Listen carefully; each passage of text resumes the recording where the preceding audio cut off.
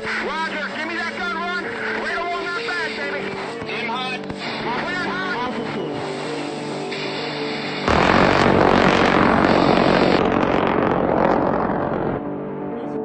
Ladies, gents, how's it going? Random Gary here, aka Gary Prout. I am a British Gallantry recipient. I received the nation's second highest award for Gallantry back in 2010, and I've been reacting to a number of Gallantry videos. Whenever I started reacting, I had 50 subscribers. We have just turned 2,000. Not only have we turned 2,000, we've turned 2,100 already. So thank you to everybody who's got involved and who has taken part in the channel. I put out a reach out, so watch the kind of community section on my channel. I put out a couple of comments this week, so a couple of big things happened. The first of all was my graphics card seemed to fail, so I had to go out and get one on Christmas Eve of all days. I managed to get my hands on a 3080, and if you know about computer parts, you'll know how hard these are to get. So I genuinely would not have done it if I had not had the subscribers, the people commenting, the people liking. So thank you. You've spurred me on to keep this going. I also put out a question on who I should do over the Christmas period. Both Rustin Crane and Repeater 1977 said myself. It's great that you would want to hear my story. I just don't think my channel is the right place for it to happen. I've done it in a few places. If you Google Gary Prout on YouTube, you'll hear enough. I haven't properly disclosed it at length, but you'll hear enough on there. Maybe one day I'll just drop out the full citation. Also, people who recommended the video that I'm gonna do today was Klutzy, it was John Bates, and it was Repeater 1977 again. Today we're going to be covering Gary Gordon and Randy Shugart, who both received the Medal of Honor for the ill-fated mission that happened in Mogadishu. Depicted in the movie Black Hawk Down. Two incredibly selfless individuals who just went way beyond what anybody should ever expect of themselves or expect of others. So this is one where I've never sat down and actually listened to the real story. I know Black Hawk Down was quite true in some areas. Other areas they actually made up individuals, but I know it was quite true in some areas. I believe this is one of the areas where it was really true. We're going to listen to their story.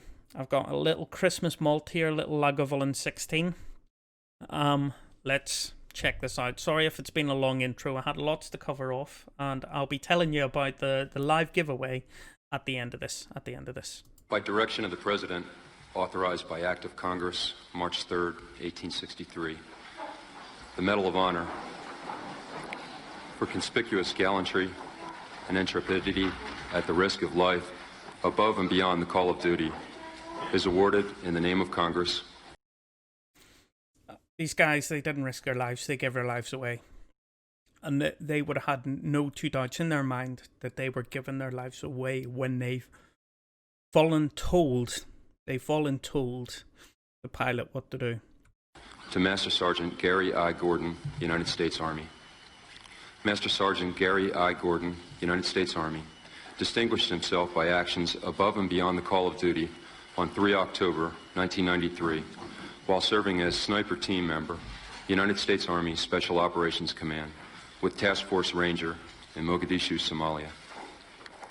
By the way, just a quick one. I always thought, very early in my days in the military, I always thought that snipers in helicopters weren't a real thing. Reason being, it was because I was a good shot in the military. I was never a sniper. That never happened in my role. There's only one battery in the Royal Artillery that trained snipers, but I was a good shot.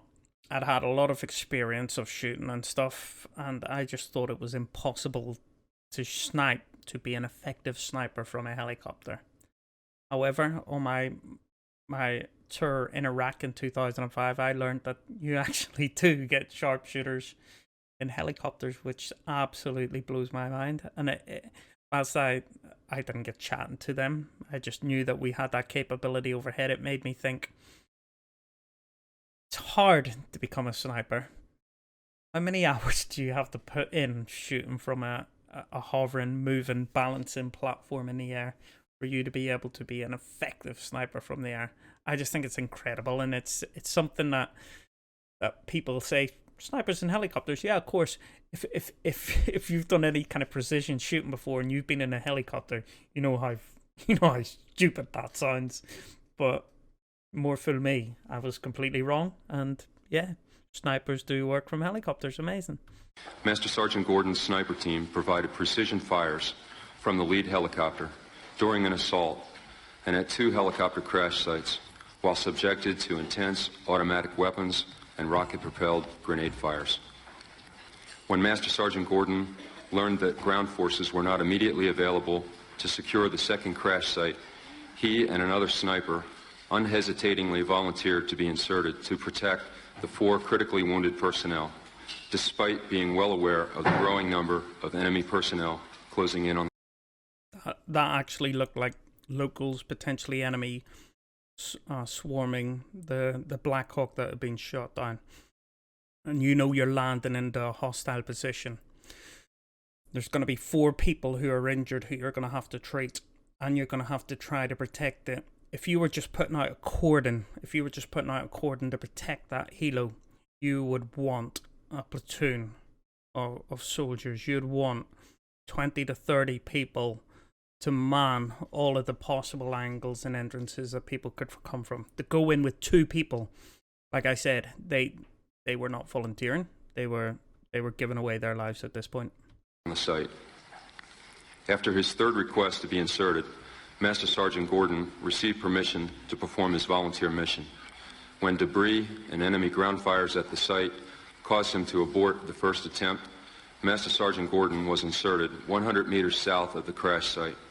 Equipped with only his sniper rifle and a pistol, Master Sergeant Gordon and his fellow sniper, while under intense small arms fire from the enemy, fought their way through a dense maze of shanties and shacks to reach the critically injured crew members. Master Sergeant Gordon immediately pulled the pilot and the other crew members from the aircraft, establishing a perimeter which placed him and his fellow sniper in the most vulnerable position. Master Sergeant Gordon used his long-range rifle and sidearm to kill an undetermined number of attackers until he depleted his ammunition. Master Sergeant Gordon then went back to the wreckage, recovering some of the crew's weapons and ammunition. Despite the fact that he was critically low on ammunition, he provided some of it to the dazed pilot and then radioed for help. Master Sergeant Gordon continued to travel the perimeter, protecting the downed crew.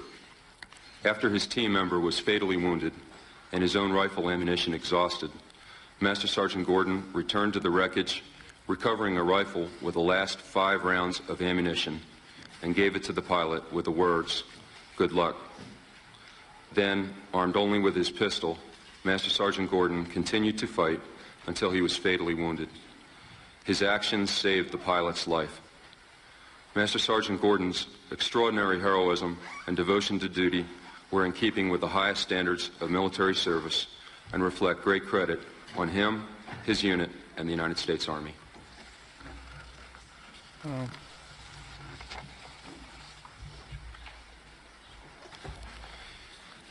By direction of the President, authorized by Act of Congress, March 3, 1863, the Medal of Honor for conspicuous gallantry and intrepidity at the risk of life above and beyond the call of duty is awarded in the name of Congress to Sergeant First Class Randall D. Shughart, United States Army. Sergeant First Class Randall D. Shughart, United States Army, distinguished himself by actions above and beyond the call of duty on 3 October 1993. While serving as a sniper team member, United States Army Special Operations Command with Task Force Ranger in Mogadishu, Somalia.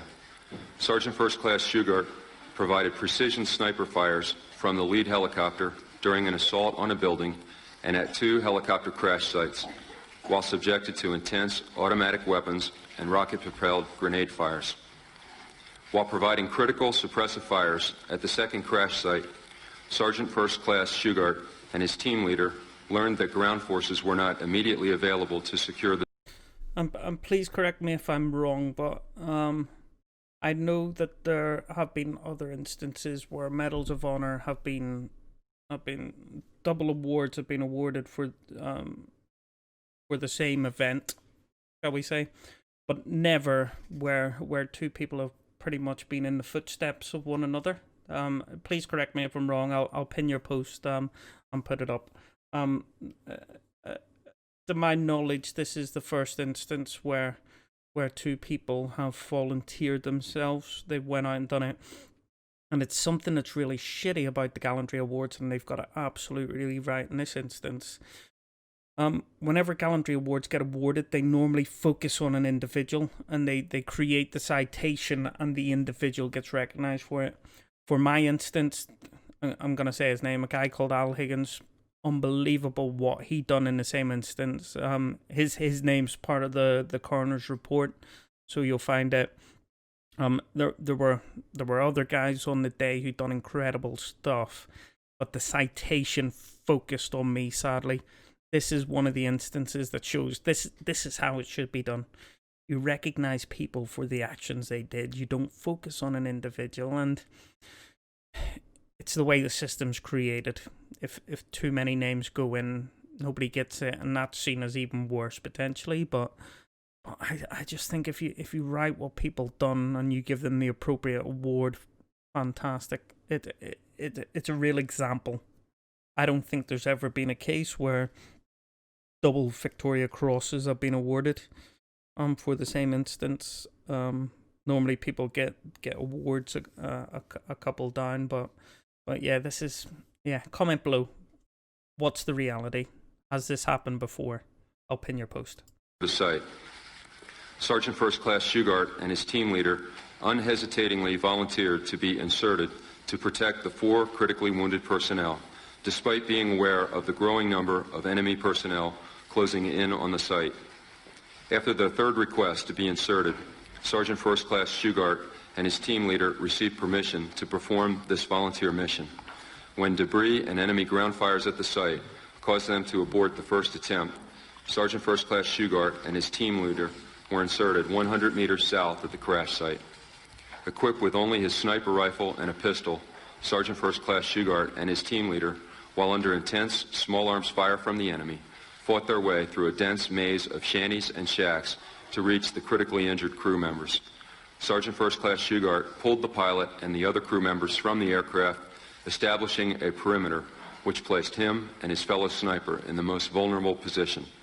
Sergeant First Class Shughart used his long-range rifle and sidearm to kill an undetermined number of attackers while traveling the perimeter, protecting the downed crew. Sergeant First Class Shughart continued his protective fire until he depleted his ammunition and was fatally wounded. His actions saved the pilot's life. Sergeant First Class Shughart's extraordinary heroism and devotion to duty were in keeping with the highest standards of military service and reflect great credit on him, his unit, and the United States Army.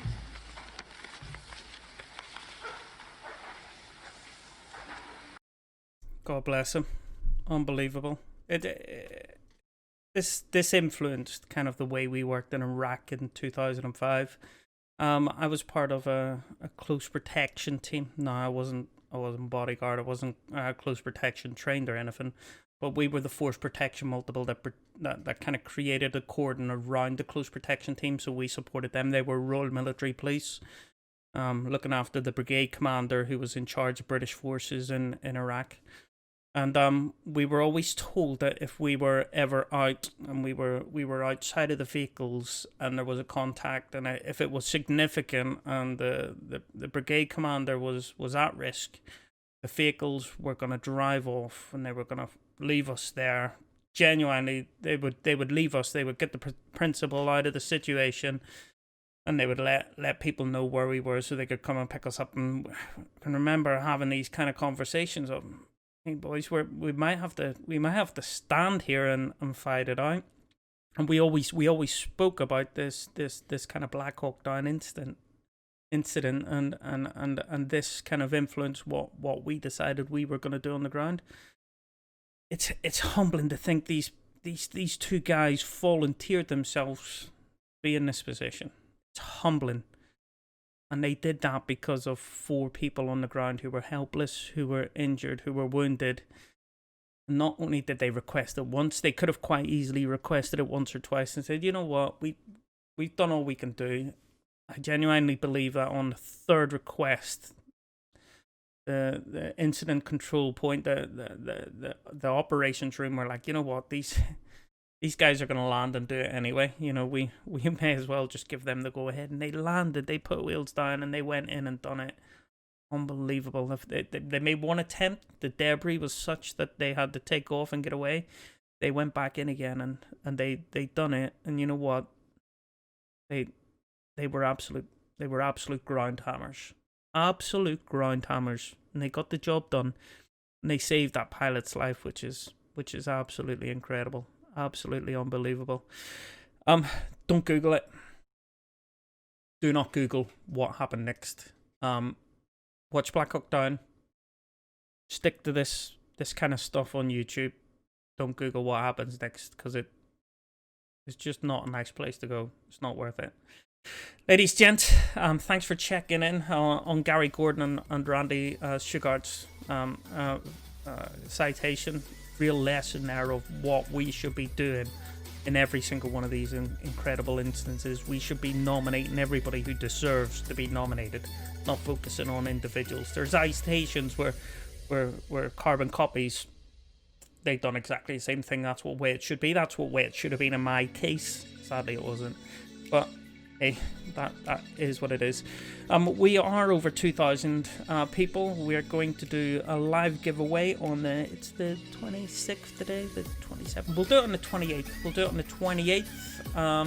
I'll drop in a time here now. I'll drop it in GMT UK time, and you can work out the rest from there. And I'll also put an announcement out on the community page, on the little page. Keep an eye on that. A couple of polls coming up on it. Trying to figure out where to go next. I'm thinking, I had a lot of requests for Canadian. I've got a Canadian incident that I want to do. I want to cover. However, there's no content freely available on it, so I'm going to have to create it. So, Canadians, please be aware you are on the list. I'm unsure when it's going to come out, but I'll do my utmost. I've just went into Tier 4 in lockdown. That's the worst lockdown in the UK. I think I might have a bit of time in the evening now, so hey, we might get a few more videos. Ladies, gents, thanks for checking in. I'll see you again in a couple of days for the live giveaway. Brian Wood's book, that's being made into a feature movie. Have a good one. Goodbye.